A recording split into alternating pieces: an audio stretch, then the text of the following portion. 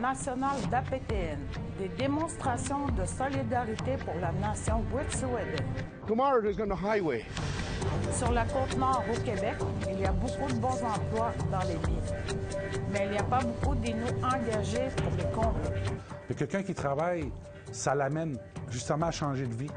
Et en entrevue, nous recevons le grand chef du Conseil de la nation Atikamekw, Constant Awashish. De plus en plus également, hein, on voit partout au Canada, il y a une levée de boucliers des jeunes qui avaient espoir à la réconciliation. Maintenant, tranquillement, ils deviennent un peu cyniques par rapport à ça. Je vois ça, je trouve ça désolant. Oui, je suis Sylvie Ambroise. Bienvenue aux nouvelles nationales d'APTN. Cette semaine, je remplace Sophie-Claude Miller. Après une vingtaine d'arrestations, le démantèlement de plusieurs camps anti-gazoducs qui se trouvaient sur la route du projet de pipeline Coastal GasLink, des centaines de personnes se sont rendues dans les rues et dans certains cas sur les chemins de fer pour manifester leur solidarité. Un reportage de Lindsay Richardson. Des centaines de départs de trains ont été annulés et des dizaines de milliers de passagers ont été touchés par le blocage de voies ferrées près du territoire Mohawk de Tyendinaga. Après 5 jours, les manifestants Mohawk ont reçu une injonction dans laquelle on leur demandait de partir. I think you made a point, and I think a lot of people have heard you.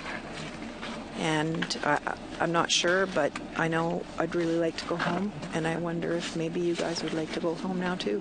Également, en Ontario, une ligne de chemin de fer du Canadien national dans la réserve des 6 Nations a été fermée pendant 1 heure. Et un barrage s'est formé sur la route 6, près de Caledonia, causant un ralentissement majeur de la circulation à l'heure de pointe dans la région. Des militants Mi'kmaq ont également bloqué des voies ferrées sur le territoire de la Première Nation de Listigouge, dans la région de Gaspé. Des dizaines de départs de trains de banlieue et de marchandises ont été annulés en début de semaine en raison de la présence d'un petit groupe de Mohawk de Kahnawake. Today, if they allow that pipeline to go through, tomorrow there's going to highway. Then there's going to be a railroad. Then there's going to be development. And where are people going to go? To the back streets of Vancouver?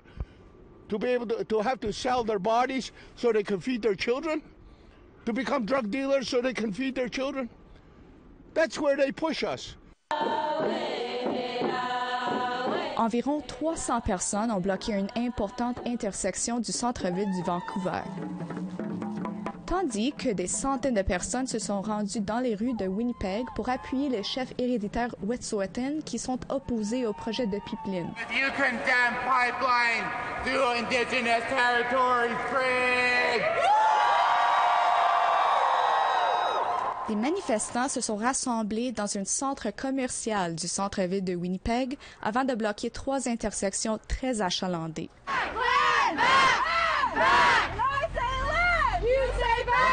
À Montréal, une foule d'une centaine de personnes s'est réunie à l'extérieur du bureau de circonscription du premier ministre Justin Trudeau pour poursuivre ses efforts pour la reconnaissance des droits des Wet'suwet'en. Pendant ce temps, à Ottawa, un groupe nommé Indigenous Youth and Allies for Wet'suwet'en a occupé les bureaux du ministre de la Justice pendant quelques jours. Les manifestants demandaient au ministre de la Justice, David Lametti, de rencontrer les chefs héréditaires Wet'suwet'en. Dans une déclaration, David Lametti affirme qu'il a discuté au téléphone avec les manifestants, qu'il a entendu leurs demandes.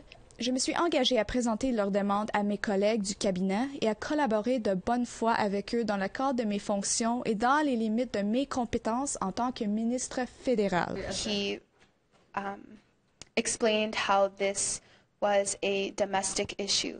What is happening in Wet'suwet'en territories and the human rights violations happening on their territories is a domestic and provincial issue, and that the federal government cannot get involved. Les manifestants n'acceptent pas que le ministre jette la responsabilité sur la province. Il affirme que l'inaction de David Lametti démontre qu'une réconciliation est impossible. Further reconciliation in the future should immediately stop, because reconciliation is meaningless if it is not applied to situations and human rights violations that are happening right now. Lindsay Richardson, Nouvelle nationale d'APTN, Montréal. Sur la Côte-Nord, au Québec, il y a beaucoup de bons emplois dans les mines. Mais il n'y a pas beaucoup d'Inuits engagés pour les combler. La nation Innu et d'autres organisations espèrent changer cette situation. Voici un reportage que j'ai préparé pour vous. Le site web de Minerais de fer Québec est entièrement accessible en langue Innu. Mais cliquez sur la vidéo promotionnelle du projet qui se situe sur la terre ancestrale Innu du Notosinan et on n'y trouve pas une personne autochtone. Stéphane Grenier espère changer cela. C'est que le gouvernement du Québec parle qu'il manque une pénurie de main-d'œuvre. Puis quand on se revire de bord, puis qu'on se regarde dans nos communautés, puis que le chômage est tellement élevé, bien, regarde, avant d'aller voir ailleurs, viens donc voir chez nous, tu sais. Grenier, un homme Innu, dit que le processus d'embauche est souvent difficile pour les Autochtones. En entrevue, les Autochtones n'ont pas souvent la conception de se vendre. Nous autres, les Autochtones, on n'est pas bons dans les entrevues. On va dire dans la question qu'on pose normalement, pourquoi qu'on te prendrait? Mais un Autochtone va plutôt répondre, pourquoi tu me prendrais? S'il y en a quelqu'un qui est meilleur que moi, bien prends-le. Grenier affirme que les Autochtones réagissent différemment et qu'ils ont besoin d'outils spécialement développés pour eux en vue d'une meilleure intégration. Stéphane, on va y aller par jeu. C'est ça, nos entrevues. Puis ça fonctionne à 100%. Parce qu'on s'est rendu compte que quand les gens jouent à des jeux, ils deviennent eux autres mêmes. Moi, je parle des petits jeux de société. Deviennent eux autres mêmes. On voit leur comportement. T'en as qui vont s'assassiner. Non, mets pas ça là, mets pas ça là. Mais quand que tu vois la personne, elle est plus une personne dominante. Ou tu vois qu'une personne qui est plus réservée, elle parle jamais dans le jeu, elle est toujours en... C'est ça qu'on voit, les vrais comportements des gens. Il y a 3 ans, le Conseil Inuit-Ouigan-Ouachat-Macmagnotenam a créé un poste expressément dédié pour l'accès à l'emploi hors de la communauté pour sa population. Pour le représentant syndical de la Côte-Nord, Robbie Bouchard, il est impératif de former les Autochtones, mais également de les amener à travailler dans leur métier. Puis on va développer des bons travailleurs. Ce qui était mon problème avec le minier, puis ce que j'ai apporté avec Stéphane, c'est que souvent, les Autochtones, quand on les envoyait minier, on voulait leur donner le carte plus tard, c'était des laveurs de vaisselle. Toujours la classe minime. Moi, ce que je voulais, tu avais des ingénieurs, tu avais des électriciens, tu avais des plombiers, tu avais des menuisiers. Mais ils les envoyaient comme plongeurs. Ça donne à rien. La Confédération des syndicats nationaux construction affirme qu'il y a de la discrimination et du racisme. Bien, notre collaboration est hyper importante pour, justement, un peu enrayer toute la discrimination que les Autochtones vivent depuis plusieurs années et aussi leur donner un coup de main, nous, comme organisation, pour s'aider mutuellement à s'organiser ensemble. Ils ne sont pas une classe à part. Ils sont une classe à part entière comme nous. Mais il faut juste faire de l'éducation. Pour Brassard, il faut comprendre les réalités autochtones pour les amener à pouvoir travailler hors de leur communauté. Il affirme aussi qu'il a participé à la mise sur pied d'un centre de formation en lien avec la réalité autochtone dans les grands centres. Parce que c'est beau, il y a beaucoup de travaux dans les régions. Hein? On parle de la Romaine, on parle de la Baie James, il y a beaucoup de gros projets. Mais ces projets-là, quand ils vont être terminés, ces gens-là vont toujours avoir des cartes de construction. Donc, il va falloir qu'ils viennent travailler dans les grands centres. Fait qu'il faut les accompagner. Il faut être capable de les garder avec nous dans l'industrie de la construction. Pour Grenier, en poste depuis 3 ans, c'est un gros défi.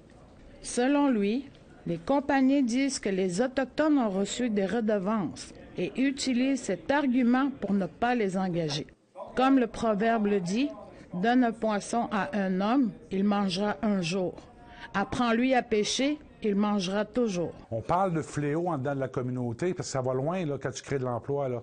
On parle des problèmes sociaux, on parle de drogue, on parle de boissons, on parle de violence conjugale.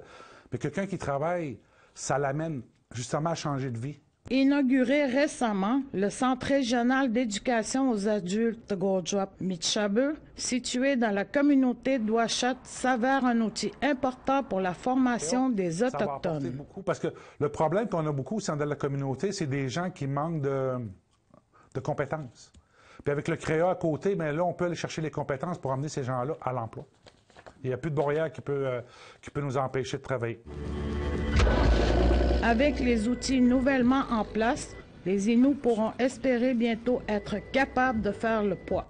Sylvie Ambroise, Nouvelle nationale d'APTN, Montréal.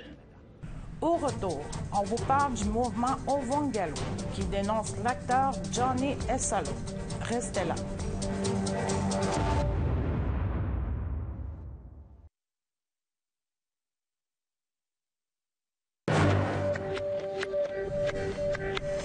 Bienvenue aux nouvelles nationales d'APTN.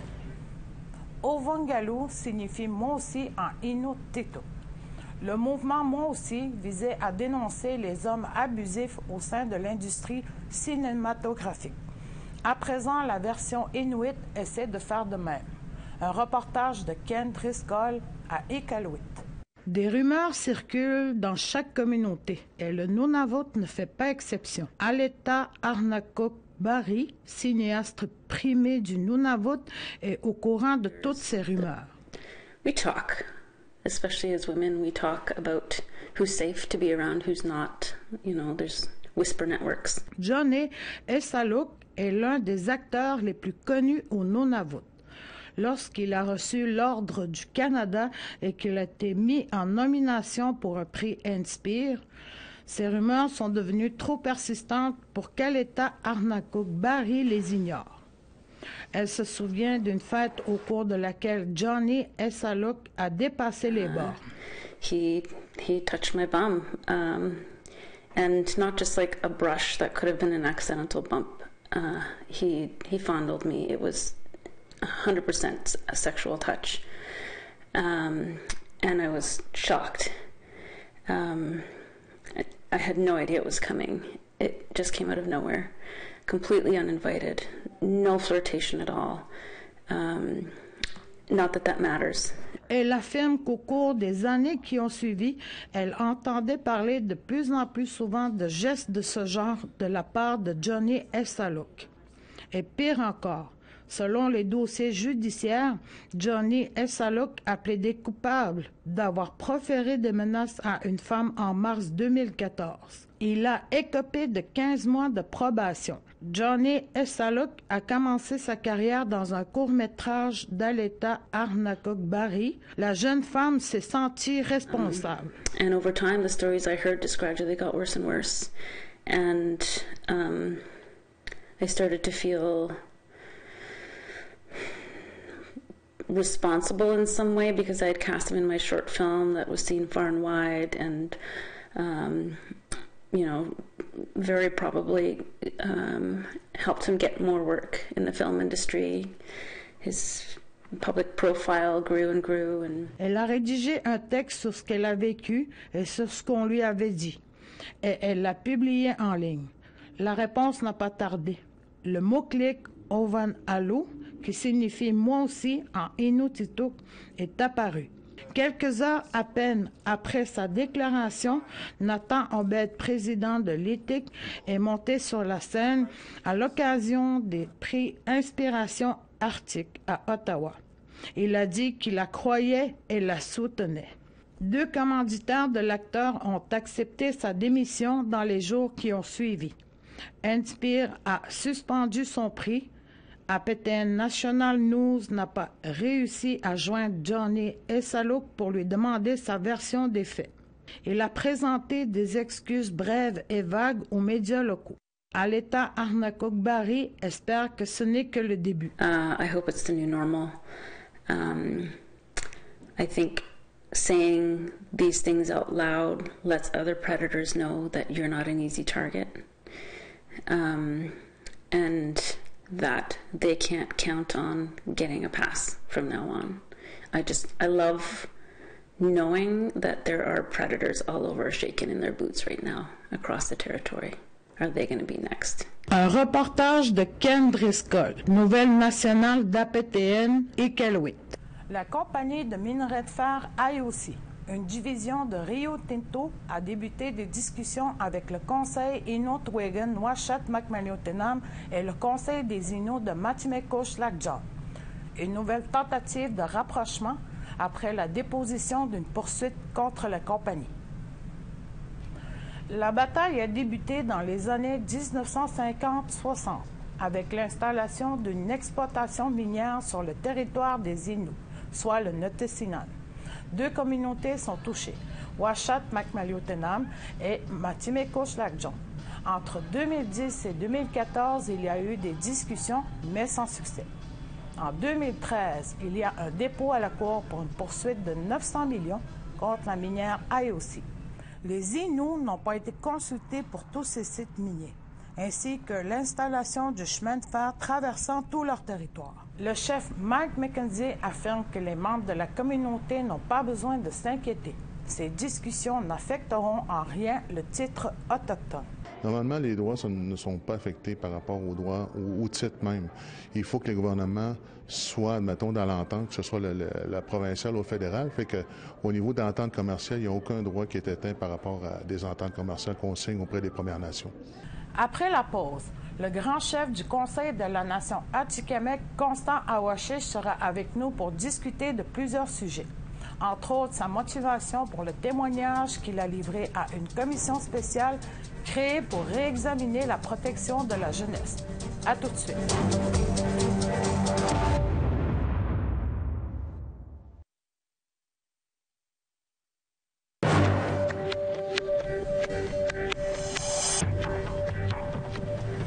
Re-bienvenue aux nouvelles nationales d'APTN. Nous recevons en studio le grand chef du Conseil de la Nation Atikamekw, Constant Awashish. Quoi, grand chef? Quoi? J'aimerais ça qu'on parle un peu du projet Masco-Simagamish-Aski. OK. Qu'est-ce que c'est, ce projet-là? Bien, le projet Masco-Simagamish-Aski, c'était un projet qu'on avait développé avec la famille Coucou de Wemontashi. C'est un projet d'aire protégée sur le territoire familial des Coucous. Vous savez, la Nation Atikamekw est divisée en territoires familiaux. Chaque famille, en quelque sorte, on a leader, on a chef de famille, et ainsi de suite. Et avec la famille Coucou, on a voulu développer un concept qui est d'aire protégée, un concept qui venait, en quelque sorte, suite à leur demande également, qui venait en quelque sorte les aider dans leur revendication, on pourrait dire, de protéger certaines parties de leur territoire familial. Parce que vous savez, avec les coupes forestières, avec tout ce qui se passe en développement sur le territoire, souvent, ça l'empiète avec nos activités traditionnelles. Et auparavant, j'encourage également les autres Premières Nations à faire de même, auparavant, souvent, les Premières Nations s'opposaient à des projets simplement en invoquant des droits. Ils avaient raison. Mais il faut développer également un argumentaire. Puis Masco-Simagamish-Aski est en quelque sorte un argumentaire pour nous aider dans nos préoccupations, dans nos demandes de vouloir protéger certains lieux du territoire, que ce soit au niveau de valeurs culturelles, que ce soit un lieu de sépulture, que ce soit des lieux de reproduction des ravages orignaux. Que pensez-vous de la situation avec la nation Wet'suwet'en? C'est une situation qui est, à mon avis, qui est très désolante. C'est difficile pour tout le monde, c'est difficile pour moi, c'est difficile pour, je pense, à tous les politiciens, que ce soit au niveau du gouvernement fédéral, provincial, même chez les Autochtones. C'est sûr moi personnellement, je suis solidaire avec les familles.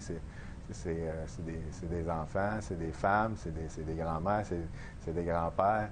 Mais il faut comprendre également que ça vient, c'est des résultats de l'imposition d'un système. On comprend un peu le conflit. On n'a pas tous les détails ici. On entend par les nouvelles, mais on comprend le conflit. Question de chef héréditaire, question également des conseils de bande. Il faut se souvenir qu'historiquement, les conseils de bande, la loi sur les Indiens, la création des réserves est venue. C'est une façon d'asseoir un peu la colonisation, la dépossession des terres. Et tranquillement, mais c'est devenu l'institution qui représente nos Premières Nations. Mais il y a certains groupes encore qui ne reconnaissent pas nécessairement les conseils de bande. Ils reconnaissent les chefs héréditaires comme étant ceux qui ont hérité du droit à l'autodétermination, du droit inhérent qui existe dans la Constitution. Il faut le rappeler que c'est un droit. On parle de respecter nos lois, mais les lois également, c'est les droits ancestraux. Les lois également, c'est le titre aborigène. Les droits aussi, c'est enchâssé dans la Constitution, ces droits-là. Tout ce qui est droit inhérent propre aux Premières Nations, ça fait partie des lois. Donc, je pense qu'il faut le respecter. Mais là, il y a comme un jeu de balance là, entre le bien commun, protection de l'environnement, protection de la gouvernance ancestrale. Il y a tout ça qui, je pense qu'il y a beaucoup de débats encore à amener à ce niveau-là. Mais bien sûr que c'est pas beau à voir. C'est pas le fun de nous, les leaders d'aujourd'hui, les jeunes, qui tendons la main à la population, qui leur disons, recréons nos ponts, recréons le partenariat que nous devons avoir, redonnez-nous la place, redonnez-nous le sens d'appartenance. C'est beaucoup d'éducation, c'est beaucoup de sensibilisation, c'est parler avec la population, c'est parler avec les différents gouvernements. C'est ce qu'on veut faire. On veut faire tomber la peur des Premières Nations, pas toujours associer les Premières Nations aux revendications, pas faire toujours associer les revendications, les Premières Nations à des demandes territoriales, des revendications territoriales. Souvent, les gens, quand ils entendent ça, ils ont peur de nous, mais c'est pas ça la réalité. On veut juste reprendre notre place, on veut plus être spectateur, on veut faire partie de l'équation. Mais maintenant, on veut le faire de notre façon. Écoutez-nous. Mais pour la situation là-bas avec la Première Nation, je pense qu'il faut un plus grand dialogue entre l'industrie, les gouvernements, les chefs héréditaires, mais également les conseils de vente. Je pense que c'est dans la communication, dans le dialogue. Là, il y a des choses à essayer d'aller plus vite que le dialogue. Donc, voici la situation, c'est explosif, mais je pense qu'il faut penser à ses enfants. Puis de plus en plus également, hein, on voit partout au Canada, il y a une levée de boucliers des jeunes qui avaient espoir à la réconciliation. Maintenant, tranquillement, ils deviennent un peu cyniques par rapport à ça. Puis je vois ça, je trouve ça désolant pour nous, les leaders, les nouveaux leaders qui essaient de travailler sur la réconciliation, de créer des ponts, de travailler ensemble. Là, on éveille un côté qui n'est pas nécessairement bien pour tout le monde.